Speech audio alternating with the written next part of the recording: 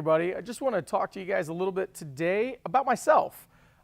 So we've mentioned a couple times in our videos about Tim Ferriss and the Tribe of Mentors and using some of the questions that he asked in that book for things like your own staff, for interviewing, and those kind of things. And I figured it'd be a fun exercise to answer a couple of those questions today myself. And if you guys like it, maybe we'll do some more of the questions in the future.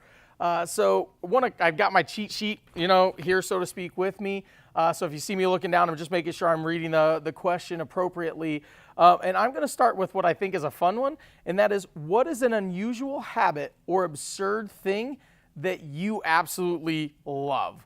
And I probably chalk this up to two different items. The first one would be I am just in love with video games, specifically Destiny. A lot of people think, when you get older, you got to stop playing games. But I find that it's a great way for me to relax, to blow off some steam. I have a lot of friends, dating back, decades that also play online. So it allows us to have a more regular communication. And it's just a great way for me to, shoot the breeze, so to speak, and unwind, especially after a busy day or a busy week or some travel or whatever that's going on. The second thing that maybe is a little bit more weird or quirky, at least according to my wife, is that I like, when I eat leftovers, I typically like to eat them cold. I don't normally reheat leftovers very often. And I know obviously everybody's like, oh, well, cold pizza, that's a thing. But it's not just pizza. Like I'll eat like a casserole cold. I'll eat, for my lunch, or pieces of chicken. Without reheating them, left over from, dinner the night before, a couple nights ago, something like that. And my wife thinks I'm just batshit crazy, right? I mean, she just thinks it's hilarious. But it's just, for whatever reason, I always do it. So I don't know why. I love it. But that's something that's absurd that I love. On maybe a more serious one, let's do, in the last 5 years, what have you become better at saying no to? And what realizations helped?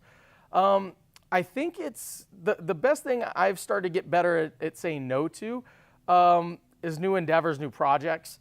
I am somebody that loves to stay on the cutting edge. I love to try new things, but I found that at times I would stretch myself too thin, right? And so by doing so, I would never be able to give my all for something. And because I'm not able to give my all, then I wouldn't get the results that I wanted, or I would not get the results for, a partner, a friend, or, my family, or whatever the case, depending on what the endeavor was. So I've been a lot more conscious of my time, my available bandwidth, and being able to say no to certain things, because even if it's a good idea or something I want to do, I may not be able to do it at that time.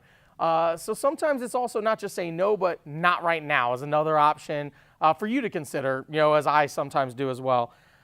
What purchase of $100 or less has most positively impacted your life? As somebody who travels a lot, I'd say the things that I've purchased, rather recently was a little plug adapter that takes multiple USB ports in, so that I can charge multiple devices all at the same time, especially when I'm out at an airport or whatever the case may be, potentially needing to charge my tablet as well as my phone or my headphones or whatever the case, may be at that time. It was like $12. I like Anker brand. You can get them on Amazon. And along those same lines, I also am a big fan of having the external battery packs that you can recharge your phone with several times, because when you are traveling a lot and you're on the phone or doing video conferencing, it's really easy for your battery to get drained, especially if you're traveling to different time zones. So you all of a sudden had a day that got extended by 3 hours, and then you still have a long day ahead of you. So having that ability to keep your phone topped off, in the moment is definitely a big piece for me as somebody that travels a lot.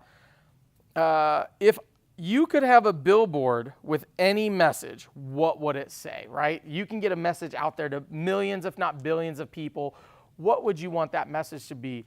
I think that I'd probably have two different billboards. The first one would be never stop playing. And playing can mean a lot of different things to different people. To me, it might be video games, it might be golf, it might be with my kids, whatever the case may be. Stay young at heart and make sure you have fun. go out there, play laser tag, go bowling, whatever the case may be that suits your fancy, but don't stop playing, because that's where it's a big outlet. That's where we can grow, personally, especially if you're able to do team sports or group activities at all. So I'm a big fan of making sure that you never stop playing.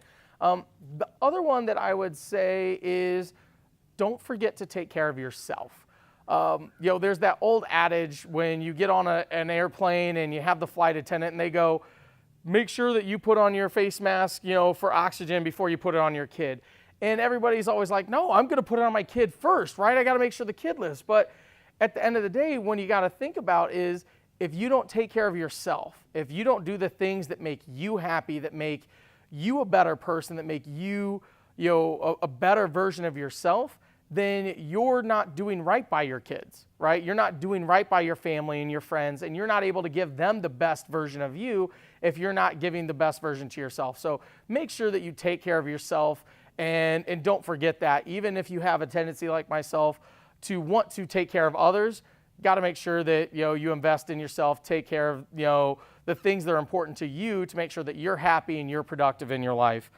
The last one I'll do here, when you feel overwhelmed or lose focus temporarily, what do you do?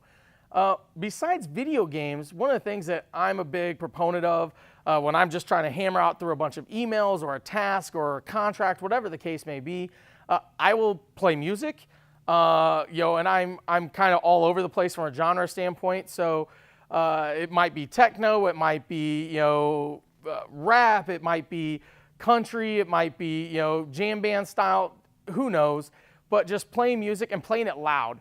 It's not uncommon for my wife to ask me why I have my headphones on as she sees me typing and doing a bunch of stuff, and it's because I'm playing the music so loud I don't want to disturb other people.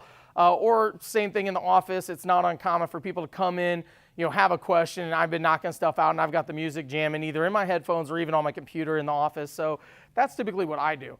So I want to ask you, take these 5 questions, think of them yourself, integrate them into conversations that you have with your friends. It's always a good topic, a good conversation starter. We'll talk to you soon.